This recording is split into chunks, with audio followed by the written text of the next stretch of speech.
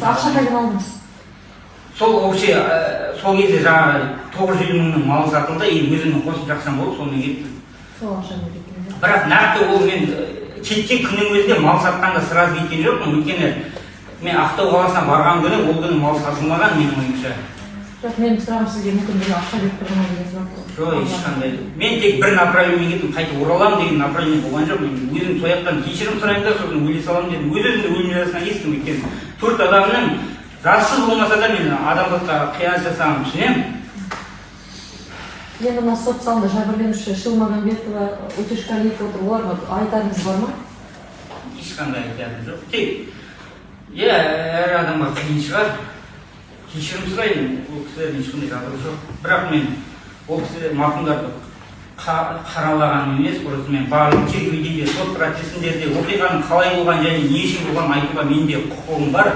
Мен ешкімді қаралау, өзімді ақтауға бостандыққа шығарып жіберу үшін айтып отқан жоқпын. Бар шынымды айттым, оқиға қалай болды, солай айттым, ақ-қарасын айырып беруге жерімізде. Екі жәбірленушіге дейін сұрағым. Ешқандай сұрағым жоқ екен олар. Өздерді білетін шығар істейді.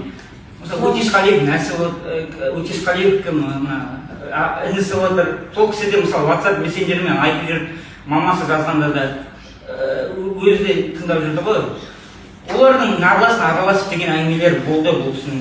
Бұл кісі қайтарды Өтешқалиев нәсіпті. Араласпа, күйеуге кеткен қыз солай жүре берсін, өзі білсін деген әңгімелер болды. Өзі де мойындайтын шығар, мен оны. Сондай болды ма? Осы жерде қарсы сұрақ қойып жүретін. Болды. Өтешқалиев. Қойылда менде шала жоқ, мен кіші көп тұрмын жоқ, сондай әрекет жазды кіріспейді. Қате. Жақсы түсінікті. Болды басқа сұрақ. Ондай қате. Сындай болған ешқандай нем жоқ.